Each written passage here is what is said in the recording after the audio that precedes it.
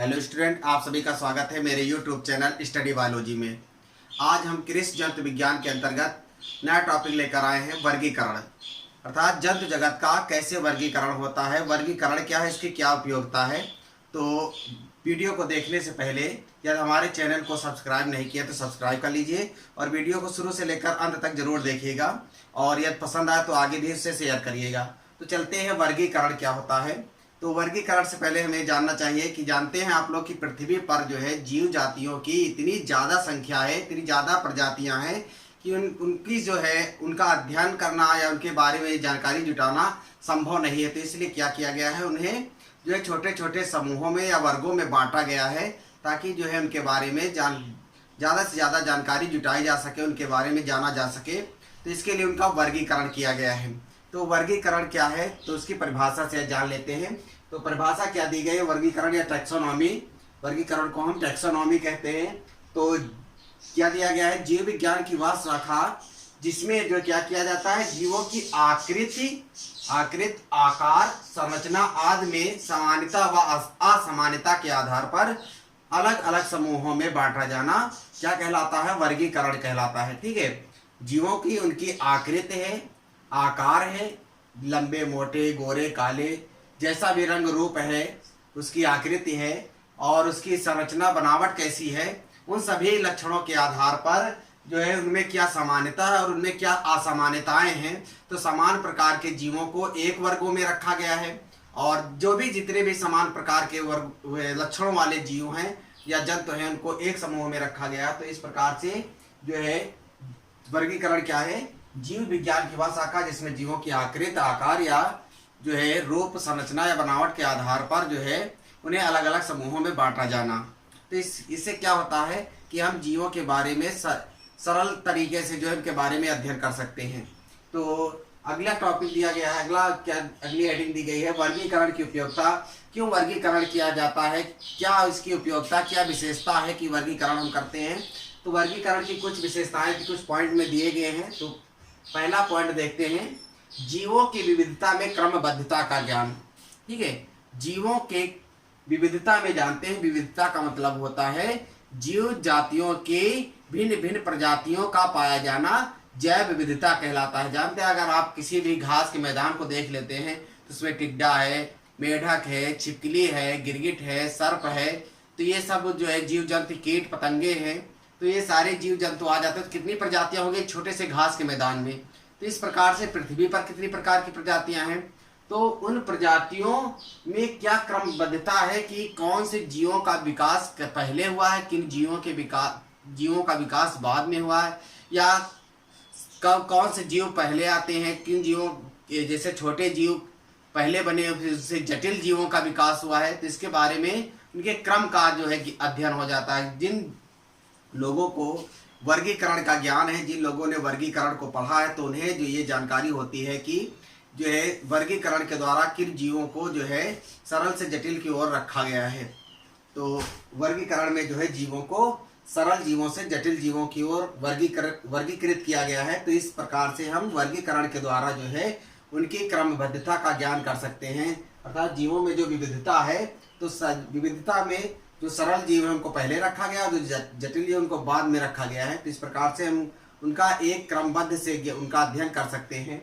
और अगला दिया गया, वर्गीकरण से जीवों के अध्ययन में सुविधा होती है। जैसे अभी हमने बताया, तो वर्गीकरण कर दिया गया है। तो वर्गीकरण से हर अलग अलग वर्गों या अलग अलग समूहों के लक्षण अलग अलग दिए गए हैं। तो हम किसी जीव को जब देखते हैं तो उसके लक्षणों का अध्ययन करते हैं। तो जो लक्षण जिस वर्ग से मैच करता है तो हम समझ जाते हैं कि ये फला जंतु जो है फला वर्ग में आएगा।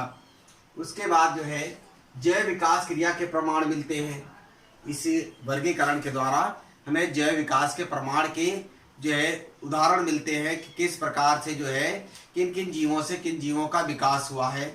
जैसे आर्कियोप्टेरिस एक जंतु है जो सरीसृप और पक्षी दो से मैच करता है। दो जंतुओं या दो वर्गों के बीच का जो है जंतु माना गया है।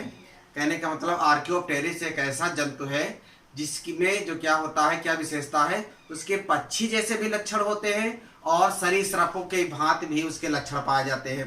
पक्षियों के क्या लक्षण होते हैं, उसके अग्र पाद जो होते हैं, अगले जो पैर होते हैं उन पर पंख जो है रूपांतरित होते हैं, अर्थात वो पंखों के द्वारा उड़ सकते हैं। और उनकी एक चोंच होती है, और चोंच किसके होती है? पक्षियों की होती है। लेकिन उनमें सरीसृपों के क्या लक्षण होते हैं कि जो चोंच होती है उसमें दांत पाए जाते हैं। सरीसृप में कौन आते हैं? ये मगरमच्छ हो गया, सर्प हो गया, कछुआ हो गया, छिपकली हो गई, ये सरीसृप में आते हैं। तो सरीसृपों के लक्षण क्या हो गए? मुख में दांत किसमें पाए जाते हैं? सरीसृपों में पाए जाते हैं।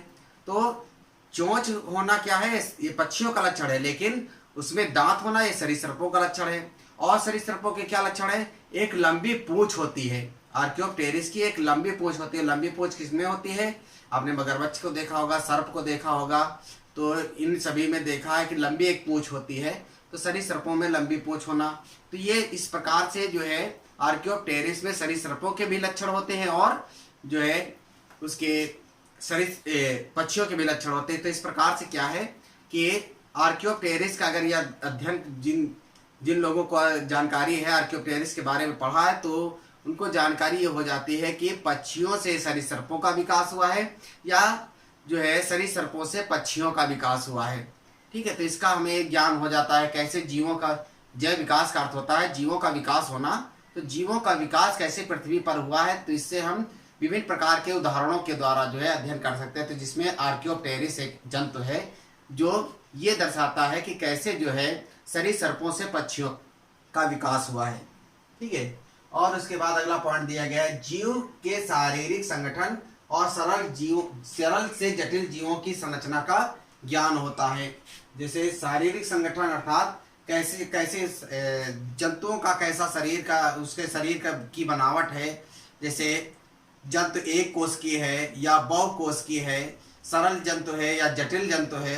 जैसे दिया गया है सरल से जटिल जीवों की रचना का ज्ञान होता है। इसे अगर जिनको वर्गीकरण का ज्ञान है तो वर्गीकरण में सबसे पहले किसे रखा गया है?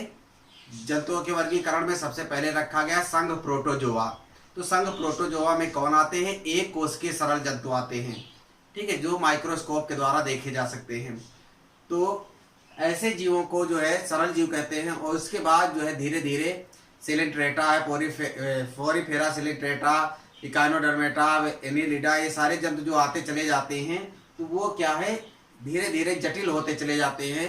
उनकी शारीरिक संरचना जो है कोशिकीय स्तर से होकर, जैसे प्रोटोजोआ के जो जंतु होते हैं वो उनका शरीर कैसा होता है? कोशिकीय स्तर का होता है। सिर्फ एक कोशिकीय होता है, एक कोशिका का शरीर बना होता है। लेकिन जैसे पोरीफेरा में जाते हैं तो वो बहुकोशिकीय हो जाता है। उसके बाद धीरे धीरे अंग बनना शुरू हो जाते हैं। फिर शरीर के अंदर जो है अंग तंत्र विकसित हो जाते हैं। तो इस प्रकार से एक जटिल जीव का निर्माण हो जाता है।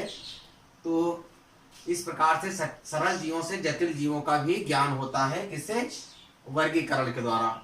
अगला दिया गया है प्राणी वैज्ञानिक नामों के द्वारा संपूर्ण राष्ट्र में जीवों को एक नाम से जाना जाता है। वर्गीकरण पद्धति के द्वारा जो है जीवों को जो है वैज्ञानिक नाम दिया जाता है, उनके वैज्ञानिक नाम रखे जाते हैं। ताकि जो है क्यों रखा जाता है? ताकि क्योंकि जानते हैं आप लोग जो है जीवों के क्षेत्रीय नाम होते हैं, देशीय नाम होते हैं। तो उन नामों में विविधता होती है। किसी क्षेत्र में किसी जंतु को दूसरे नाम से जानते हैं, उसी को दूसरे क्षेत्र में अन्य नामों से जानते हैं। तो इस प्रकार से उसके बारे में जो है हमको जानकारी से सरलता से प्राप्त नहीं हो पाती है। कि जैसे हम लोग यहाँ कहते हैं कौवा और वहाँ ब्रिटेन में या लंदन में कहा जाता है उसको क्रो।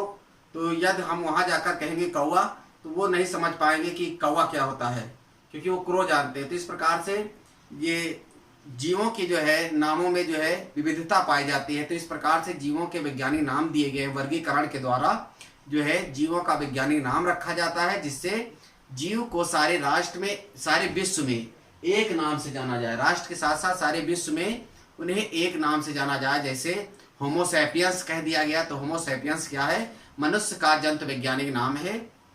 तो जो भी वर्गीकरण का अध्ययन किए हैं, जो है छात्र या व्यक्ति जो है वर्गीकरण का अध्ययन कर चुका है, उसको जो है जंतु वैज्ञानिक नाम पता है, तो वो जानता है होमोसैपियंस का अर्थ है ये मनुष्य का जंतु वैज्ञानिक नाम है। वो विश्व में सभी जगह के पढ़े लिखे जो लोग हैं वो जानते हैं होमोसैपियंस क्या है, ये मनुष्य का वैज्ञानिक नाम है। उसके बाद आ जाते हैं, अगला टॉपिक दिया गया है वर्गीकरण का संक्षिप्त इतिहास। तो वर्गीकरण का संक्षिप्त इतिहास, किन किन लोगों ने किस प्रकार से जंतुओं का वर्गीकरण किया गया है। तो कुछ साइंटिस्ट जो दिए गए हैं, कुछ वैज्ञानिक हैं जिनके वर्गीकरण यहाँ पर दिए गए हैं। तो पहले वैज्ञानिक दिए गए हैं अरस्तु। इन्होंने सर्वप्रथम जो है जंतुओं का वर्गीकरण किया था। और इन्होंने क्या किया था, जंतु विज्ञान को जंतुओं को जो है दो समूहों में बांटा था, एनाइमा और इनाइमा। एनाइमा में कौन आते हैं, वह जंतु आते हैं जिनमें लाल रुधिर कणिकाएं जो है अनुपस्थित होती है, नहीं पाई जाती। लाल रुधिर कणिकाएं अर्थात जिनमें लाल रुधिर नहीं होता है उन्हें हम एनाइमा कहते हैं। और जिनमें लाल रुधिर कणिकाएं उपस्थित होती है अर्थात जिनका ब्लड रेड होता है उन्हें हम क्या कहते हैं, इनाइमा कहते हैं। और इन्हीं एनाइमा को जो है फिर से जो है 3 भागों में बांट दिया गया है। किसमें, अंडज, अंडजरायुज और जरायुज। अंडज में कौन आते हैं, अंडे देने वाले जंतु आते हैं, जैसे सर्प है, पक्षी है, कीट पतंगे हैं, ये सब क्या देते हैं, अंडे देते हैं। तो इसके अंतर्गत जो है अंडज के अंतर्गत जो है ये सारे आ जाते हैं। और अंडजरायुज के अंतर्गत कौन से आते हैं, अपरिपक्व बच्चों को जन्म देने वाले आ जाते हैं जंतु, जैसे कंगारू है। अपरिपक्व का मतलब जो है ना वो अंडे होते हैं ना वो परिपक्व बच्चे होते हैं, अर्थात वो अंडे और बच्चों के बीच की कड़ी होते हैं, अर्थात बच्चे पूर्ण विकसित नहीं होते हैं और उनका जन्म हो जाता है। तो कंगारू में क्या होता है कि बच्चे विकसित होने से पहले जो है मादाएं जन्म दे देती हैं और मादाओं के पास मार्सुपियन झिल्ली पाई जाती है। एक जो है एक मादाओं में एक झिल्ली पाई जाती है, उसी झिल्ली में जो है वो अपने बच्चों को रख लेती है और तब तक रखे रहती है जब तक वो बच्चे जो है विकसित नहीं हो जाते हैं। जब विकसित हो जाते हैं तो उनको बाहर निकालती है। और तीसरे हैं जरायुज। तो जरायुज में कौन से आते हैं, वह जंतु आते हैं जो परिपक्व बच्चों को जन्म देते हैं, अर्थात जो विकसित बच्चों को जन्म देते हैं। जैसे कौन आ जाते हैं, गाय है, मनुष्य है, बंदर है, ये सभी जितने भी स्वस्थ या विकसित बच्चों को जन्म देते हैं उनको हम क्या कहते हैं, जरायुज कहते हैं। उसके बाद दूसरे साइंटिस्ट है प्लाइनी। इन्होंने जो है जंतुओं को सिर्फ 2 समूहों में बांटा था, एक तो उड़ने वाले जंतु और दूसरे थे गैर उड़ने वाले जंतु। उड़ने वाले में कीट पतंगे और पक्षी आ जाते हैं और गैर उड़ने वालों में सभी इनके अतिरिक्त जो जंतु बचते हैं वो गैर उड़ने वाले जंतु हैं। उसके बाद दिया गया है जॉनरे। इन्होंने वर्गीकरण के अंतर्गत सिर्फ एक पॉइंट पर विशेष बात कही थी, जो था जात को प्रतिपादित किया था। इन्होंने जात शब्द को प्रतिपादित किया था और कहा था कि वर्गीकरण में जात जो होता है किसी भी जंतु के जो है वर्गीकरण की इकाई होती है। जाति क्या है, किसी जंतु के वर्गीकरण की इकाई होती है। जैसे हम किसी जंतु का वर्गीकरण कहते हैं तो जगत क्या है, जंतु जगत है, और इसका संघ क्या है, पोरीफेरा या प्रोटोजोआ जो भी लिखते हैं। उसके बाद में लास्ट में वंश लिखते हैं, फिर उसका जात लिखते हैं, लास्ट सबसे लास्ट में क्या लिखते हैं, जाति, अर्थात वो जंतु किस जात का है। तो जात के बाद वर्गीकरण नहीं किया जाता है। तो वर्गीकरण की इकाई क्या होती है, जो है जाति होती है। तो जात शब्द को किसने प्रतिपादित किया था, जॉन रे ने कहा था। उसके बाद जो है अगले साइंटिस्ट हैं अर्नेस्ट हैकेल। इन्होंने क्या किया था, इन्होंने जंतुओं को 2 जगत में बांटा था। कौन कौन से, पहला था जगत मोनेरा, जिसमें कौन से आते हैं, मोनेरा में कौन से आते हैं, नीली हरी शैवाल है या जीवाणु है। जीवाणु और नीली हरी शैवाल किसमें आते हैं, जगत मोनेरा के अंतर्गत आते हैं। और अगला जगत है प्रोटिस्टा। तो 2 जगतों में इन्होंने बांटा था, जगत मोनेरा और प्रोटिस्टा में। तो प्रोटिस्टा में कौन से आते हैं, प्रोटिस्टा में अमीबा है, पैरामीशियम, यूग्लिना, ये सब आते हैं। तो ये था अर्नेस्ट हैकेल का वर्गीकरण। उसके बाद जो सबसे ज्यादा प्रचलित वर्गीकरण है वो है आर.एच. व्हाइटेकर या आर.एच. व्हाइटेकर का जो है वर्गीकरण। तो इन्होंने क्या कहा, इन्होंने जो है जो जंतुओं को जो है 5 जगत में बांटा था, इसीलिए इस जो है वर्गीकरण को 5 जगत वर्गीकरण कहते हैं। आर.एच. व्हाइटेकर साहब ने जो है जंतुओं को 5 जगत में बांटा था। वो कौन कौन से हैं, मोनेरा, प्रोटिस्टा, फंजाई, पादप और एनिमेलिया। ये हो गए जो है 5 जगत जो है जंतुओं के। उसके बाद आ जाते हैं, इसका अध्ययन कर लेते हैं, आर.एच. व्हाइटेकर के वर्गीकरण का अध्ययन कर लेते हैं।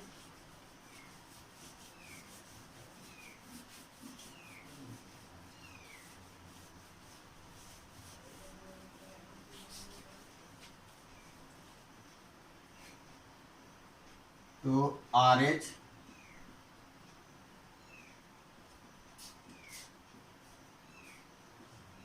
टेकर 5 जगत वर्गीकरण।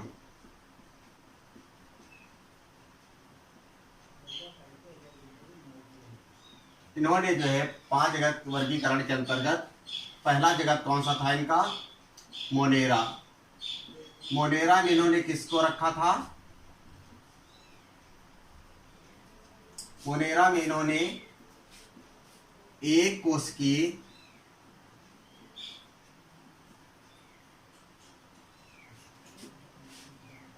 प्रोकैरियोटिक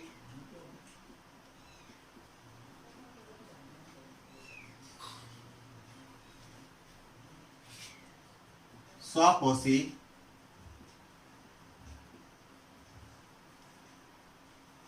एक कोश के प्रोकैरियोटिक स्वपोषी पौधों को रखा था।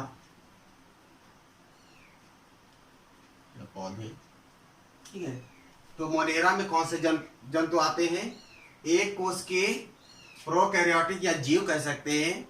5 जगत का वर्गीकरण इन्होंने जीवों का, समस्त पृथ्वी पर पाए जाने वाले समस्त जीवों को, अर्थात जंतुओं का, पौधों का, सभी का वर्गीकरण किया था।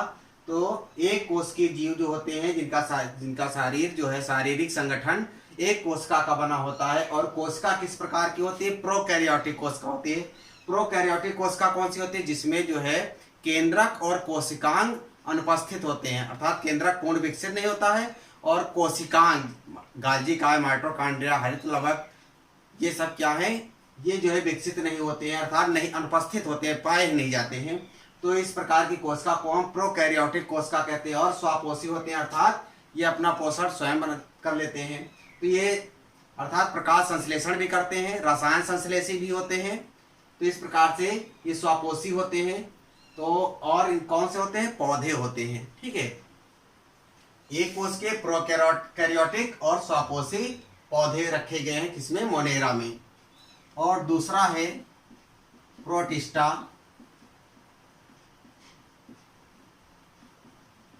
प्रोटिस्टा में किसको रखा गया है? एक कोश के यूकैरियोटिक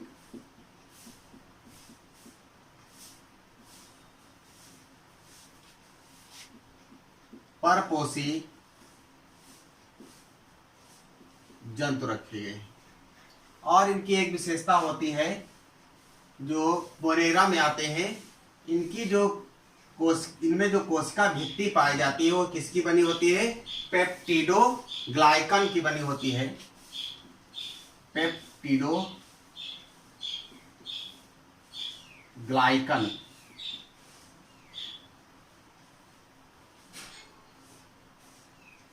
की कोशिका भित्ति,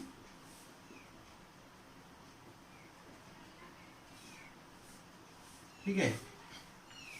मोनेरा में कौन से आते हैं? एक कोश की जंतु आते हैं। और कोशिका कैसी होती है? प्रोकैरियोटिक होती है। प्रोकैरियोटिक कोशिका क्या होती है? ऐसी कोशिका जिसमें केंद्रक और किसी प्रकार के कोशिकांग अनुपस्थित होते हैं। और स्वपोषी होते हैं, अर्थात ये अपना भोजन स्वयं बना लेते हैं। और पेप्टिडोग्लाइकन की कोशिका भित्ति बनी होती है, ठीक है। उसके बाद अगला दिया गया है प्रोटिस्टा। प्रोटिस्टा के अंतर्गत कौन से जीवों को रखा गया है? ये भी जंतु कैसे होते हैं?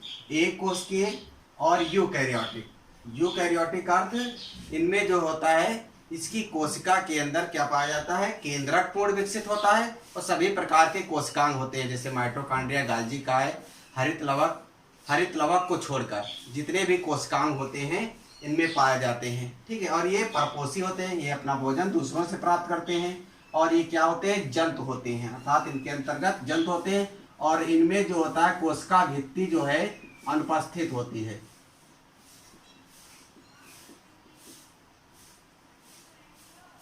कोशिका भित्ति अनुपस्थित होती है, ठीक है।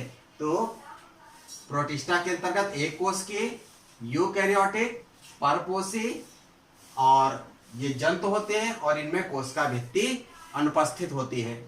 उसके बाद जो है अगला दिया गया है तीसरा, फंजाई।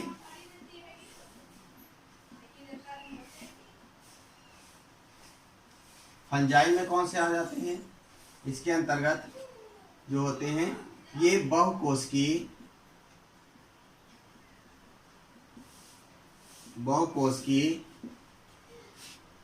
यूकैरियोटिक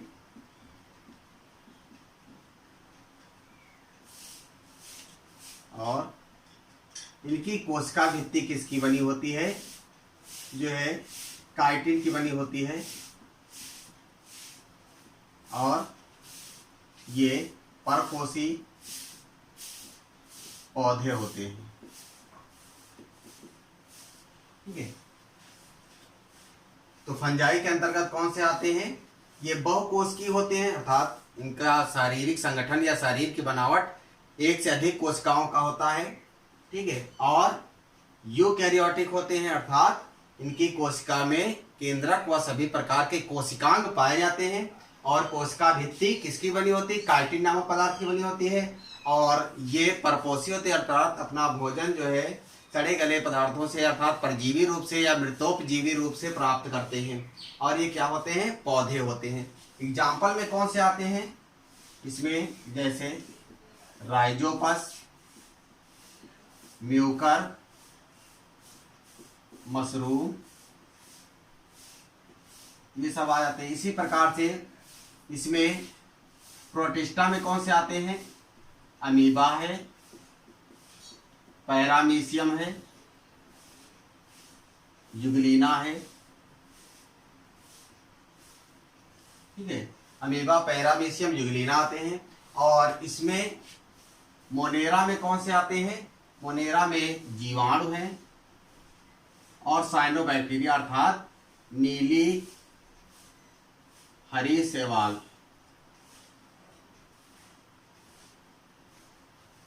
ठीक है, तो मोनेरा में कौन से आते हैं, जीवाणु और नीली हरी शैवाल। प्रोटिस्टा में कौन से जंतु रखे गए हैं, अमीबा, पैरामीशियम, युगलिना, ये आ जाते हैं। और फंजाई में आते हैं राइजोपस, म्यूकर, मशरूम, ईस्ट, इस प्रकार से अनेक जो है पौधे आते हैं। अगला है, चौथा दिया गया है पादप अर्थात प्लांटी। प्लांटी में कौन से आते हैं, बहुकोशिकीय यूकैरियोटिक, और कोशिका भित्ति किसकी बनी होती है, सेल्यूलोज की बनी होती है, और ये स्वपोषी होते हैं।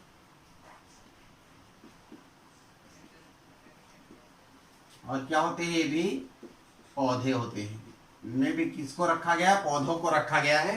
तो प्लांटी में कौन से आते हैं, ऐसे जो है पौधे जो बहुकोशिकीय होते हैं, अनेक कोशिकाओं के बने होते हैं। कोशिका कैसी होती है, यूकैरियोटिक होती है, और से इसकी जो कोशिका भित्ति होती है, इनमें कोशिका भित्ति जो पाई जाती है वो सेल्यूलोज नामक पदार्थ की बनी होती है, और ये स्वपोषी होते हैं, अर्थात अपना भोजन स्वयं बना लेते हैं, अर्थात प्रकाश संश्लेषण क्रिया के द्वारा अपना भोजन बनाते हैं। क्योंकि इसमें क्या पाया जाता है, हरित लवक पाया जाता है। हरित लवक के कारण ये अपना भोजन प्रकाश संश्लेषण क्रिया के द्वारा स्वयं बना लेते हैं, इसलिए ये स्वपोषी होते हैं। और ये क्या होते हैं, पौधे होते हैं। और लास्ट में इन्होंने किसका वर्गीकरण किया था, एनीमेलिया।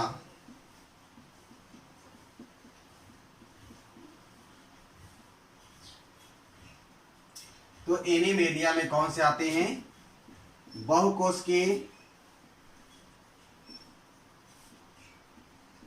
यूकैरियोटिक,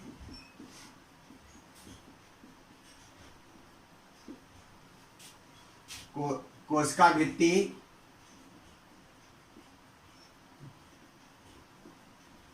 अनुपस्थित,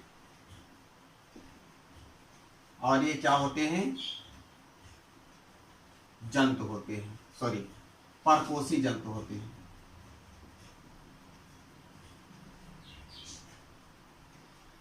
ठीक है, तो एनीमेलिया में जो है आर.एच. व्हिटेकर साहब ने एनीमेलिया में किसे रखा था, जंतुओं को रखा था। वो कैसे जंतु थे, बहुकोशिकीय थे, यूकैरियोटिक थे, इनमें कोशिका भित्ति नहीं पाई जाती है, और इनमें जो है ये कोशिका भित्ति अनुपस्थित होती है, और ये परपोषी होते हैं। और प्लांटी में एग्जाम्पल में कौन आते हैं, हरे पौधे आते हैं। जीवाणु और नीली हरी शैवाल को छोड़कर जितने भी पेड़ पौधे आ जाते हैं वो किसमें आते हैं, प्लांटी के अंतर्गत आते हैं। और जंतुओं के अंतर्गत कौन से आते हैं, अमीबा और पैरामीशियम और यूग्लिना आदि को एक कोशिकीय जंतुओं को छोड़कर जितने भी बहुकोशिकीय जंतु हैं, कुत्ता, बिल्ली, बंदर, हाथी, घोड़ा, ये सब किसमें आ जाते हैं? ये आ जाते हैं आपके जो है एनिमेलिया में। ठीक है, तो इस प्रकार से जो है R.H. व्हिटेकर साहब ने जो है समस्त जीवों को 5 जगत में वर्गीकृत किया था। ये था R.H. व्हिटेकर साहब का वर्गीकरण। आशा करते हैं आपको वीडियो पसंद आया होगा, और यदि पसंद आया तो आगे भी शेयर करिएगा। ठीक है, धन्यवाद।